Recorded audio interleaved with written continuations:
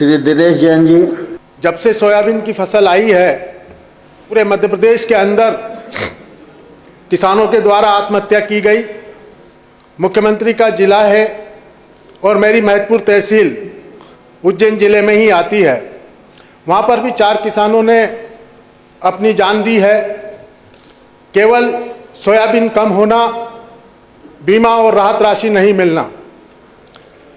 माननीय अध्यक्ष महोदय, अभी बहुत चर्चा हुई आरबीसी 64 और नियम कानून और आंकड़ों की बात हुई। मैं केवल सदन के माध्यम से इतना पूछना चाहता हूं कृषि मंत्री जी से कि आरबीसी 64 के तहत 5,000 रुपया हेक्टेयर के हिसाब से राहत राशि मिली है हमें, वो बहुत कम है। लेकिन मैं प्रश्न ये बनता है कि जब आपने ये मान लिया कि 25 से 35% नुकसान फसलों का हुआ और हमें राहत राशि दी गई, तब 25 से 35% का नुकसान हो गया तो आप बीमा कंपनी से हमें बीमा क्यों नहीं दिलवा रहे हैं?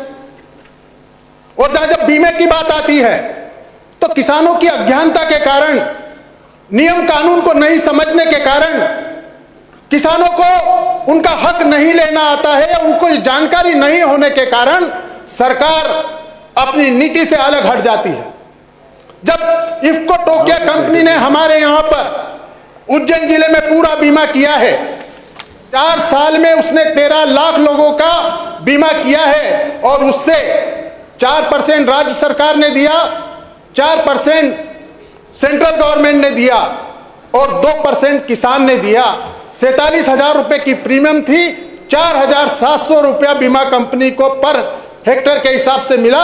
4 साल में उसने 2,900 करोड़ रुपया का प्रीमियम लिया और केवल 962 करोड़ रुपया बांटा और 2,000 करोड़ रुपया केवल उज्जैन जिले की इफ्को टोकिया कंपनी कमा के बैठी हुई है।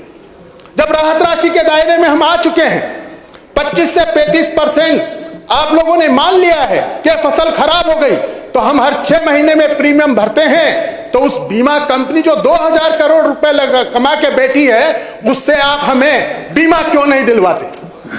आप हमें बीमा क्यों नहीं दिलवाते? हमारा राइट है, हमारा अधिकार है। हमारे महतपुर विधानसभा में मैंने बोला कि नियम है आरबीसी 64 का, इसमें 5,000 रुपए हेक्टेयर आपको मिलेगा। तो वो भी बड़ी मुश्किल से हमने 4-5 बार आंदोलन किए, उसके बाद आरबीसी 64 के तहत 5,000 रुपया हमें मिला। तो मेरा प्रश्न ये है कि हमें बीमा क्यों नहीं मिला जब किसान आत्महत्या कर रहे हैं? हमारा हक है। तो मेरा आप सदन से यही अनुरोध है, सभी विधायकों से अनुरोध है कि उन बीमा कंपनियों से अपन पैसा ले जो हमारा 2-2 हजार करोड़ रुपया हर जिले में खाकर बैठी हुई है।